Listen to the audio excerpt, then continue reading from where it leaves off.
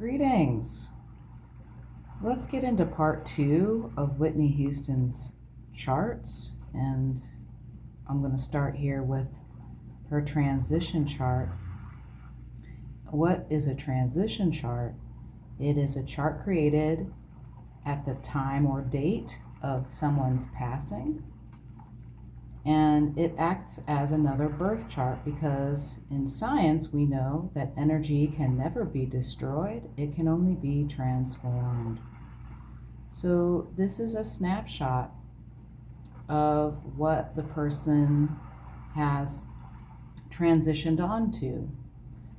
It can show us the cycles in which they were working with at this time, and this can be helpful to loved ones still here on earth, because often they will inherit these cycles, and it's good to gain the clarity of what it is that we're working to transmute or transform. And it also is a point of honoring as well, because not always can we be present for someone's passing. And a transition chart gives us that point in time in which to honor that person. So I've created a bi-wheel here where we can look at 2 different charts to kind of see what the cycles, how they interact with each other, how they overlap. And the inner chart here is her natal chart, and the outer wheel here is the date of her passing, which was February 11th, 2012. I cast it for 6:30 p.m. I don't know that that was the actual time, but that was the time in which I think maybe it was announced. So we're working with that. And this is wild. We'll start with that first house here because we see Uranus in Aries conjunct Venus in Aries, and this is sitting right on top of her moon and Jupiter in Aries. So what does that mean? Well, Aries can be, right, it's ruled by Mars, so it's definitely speaking to action. And with Uranus here, this is a sudden change, right? Combined with Venus, and then both being in Aries, this could be a temper-related situation. All right, and the fact that it is sitting on the moon and Jupiter, this is sudden, this is chaotic, the moon, right? And then since Jupiter can be about travel, right, this can also represent a point of transition. So this can be a sudden, chaotic transition, even mysterious, because again, it's the moon, right? The moon carries mystery with her. What else I find interesting is going into that 7th house, because we see that Mars in Virgo, and Mars is in retrograde, so this is appearing to go backwards motion in the skies, right? And it's going right on her Pluto and Mercury in Virgo. So Mars again playing a role with Virgo, right? Virgo being the body, as I had mentioned before, and Mars retrograde. So this could be an ending of sorts, especially with it being so close to Pluto, Pluto being the planet of transformation, transmutation. And that transmutation and transformation of the body. And the moon is there too, which I find really interesting. The moon was in Libra at the time of her passing. And that moon is very close to her. It's within 10 degrees of her natal Mars in Libra. So again, here's another Mars marker where the moon speaking to mystery, Mars speaking to some kind of accident. And in the 8th house, which I find incredibly interesting, which is why I marked that baddie, is look at Saturn at the Leo degree, 29 degrees, which makes whatever sign it's in very, very pronounced, because it's giving the power of the sun being the ruler of Leo. So it's Saturn in Libra. So that air sign, but it's literally at the same degree as her Lilith in Libra. So that's pretty wild, because Lilith again is another marker of temper, and it's at the exact degree. Also, Saturn happens to be retrograde at this time. So I would say that Libra tends to be about balance, but here with it being on top of her natal Lilith, and then Saturn being retrograde in motion, this feels more like an imbalance, and again an emotional one. And it's in the 8th house, which is the house of Scorpio, of which the modern ruler is Pluto, again speaking to that transmutation, that transformation, an ending of some sort.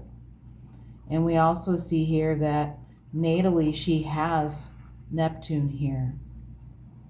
So again, in the birth chart earlier, we were speaking about how this is about boundaries and having issues therein, specifically with other people's money, and or people just feeling like they could have access to her at any time.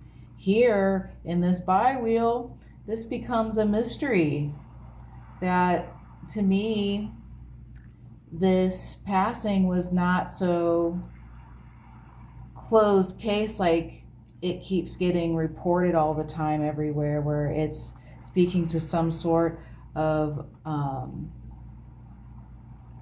overdoing or overconsumption. That consumption was involved in some way, but that isn't the true cause of the passing, and that's what this chart is speaking to me about. Again, especially with Saturn being here, and then Libra, right? Saturn in Libra. So this is like something appearing one way, but not necessarily the case. Like it's just the veneer that, oh, well, this person happened to OD, and therefore this is the cause of their passing. When really the cause is something else. It's something much more emotionally based. So I think it's interesting also that the North Node happened to be in Sagittarius in the 9th house. That is the Sagittarius house. So this is, again, speaking to a journey beyond this world. So now looking at this Pluto here in the 10th house in Capricorn, and this is crazy to me because this was a very public passing. It happened at a very public event.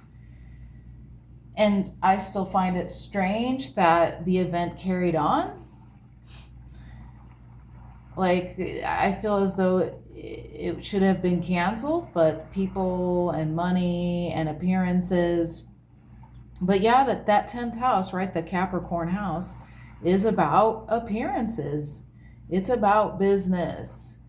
And, again, it speaks to that strong relationship that she was born into this world with, involving Pluto. And again, her passing being incredibly public. But oddly enough, right, nobody stopped to honor this passing. I'm not going to say nobody did. Obviously, Bobby, Christina, and a few other folks, I'm sure. But getting into that 12th house, that's wild, okay? Wild because here we see that the sun is in Aquarius, which is the axis or opposing sign of Leo. So there is opposition energy already in play here with this chart on this day, but it's not just that it's in Aquarius, but it's also at the Saturn degree at 22 degrees. And the 22 degree is I'm just going to say it's known as the snuff or be snuffed degree. I changed the terminology here a little bit. But it already speaks to power plays, right? Which snuff or be snuffed meaning like when you carry a certain power, people tend to want to challenge that power, and either they will try and manipulate you or you can fight back, if you will. And it doesn't even necessarily mean that you have to fight back, but it means that you can take that situation and turn it around for yourself. Instead of being the victim of other people's bullying, you can rise above to the challenge, right? And reclaim your power. And this dynamic can go all kinds of ways, okay? But with 22 degrees and it's in Aquarius, okay, that's a very sharp sword, right? Like when I think of a 22 degrees sun in Aquarius, I'm thinking Ace of Swords in a big way. All right, and it does happen to be in just a few degrees from her natal Saturn in Aquarius. So this was in the air for this day, right? Like to me, this is very haunting and very creepy. Then we have Mercury at 26 degrees Aquarius as well. So these guys just hovering around the Saturn. Then we have Neptune at 0 degrees Pisces. So again, this discussion of the tub, how she was found in water. And this also speaks to the Aquarius placements as well, especially with Sawe or Mercury being in Aquarius, Aquarius being the water bearer. So again, this ending happening in water. And what I also find incredibly fascinating is that she was having a Chiron return at this time as well. Meaning Chiron was in the sign of her natal chart. She was born at 13 degrees Pisces in her first house, and there's Chiron almost sitting on her ascendant at 4 degrees. So this was already not a very easy year for her, a 2012, dealing with a lot of going back and forth with rehab and a breakup. And so this is a really wild chart in terms of a passing. But there are a lot of signs here speaking to being a lot of mystery, a lot of, I don't know, underhanded stuff. Because to me, whenever I see a chart with a transition, what speaks to someone's time coming is usually that their passing happens around the time of their birth. And this is a very good sign that this person has done what they've needed to do, and that the cycle had closed in a natural sense. All right, even the chart being like her passing being February 11th, like it's just a few days after the literal 6-month mark of her birthday being August 9th. The transition chart being cast for February 11th is just, it's again another marker of opposition. Opposition can be completion, so we know that opposition can be two sides of the same coin, meaning it's not always about difficulty. But here, given all of these markers, this is speaking to some difficulty. This is speaking to an unnatural ending. This was not the right time. All right. However, this is also what I find fascinating about transition charts. Again, speaking to how a chart doesn't necessarily cast your future. That's not what it does. What it is a really wonderful example of, however, is how the energies are there and anything can play out, but within the framework of the energies and cycles that are present. So it's not like we can necessarily say, oh, this is going to happen, right? And it's going to happen this day. But after it's happened, we can look at it and go, dang, okay, that's what was happening. So let's look at Bobby, Christina, and Whitney's chart together, shall we? Just a little bit. And it's a big wow, because their charts in a bi-wheel is crazy. Bobby Christina had a lot going on, and very similar to her mother. So the inner wheel is Whitney Houston. The outer wheel is Bobby Christina here. So first and foremost, like I had mentioned briefly in the first episode here, she was a Pisces sun, a Cancer moon, and I believe a Pisces rising. Oh,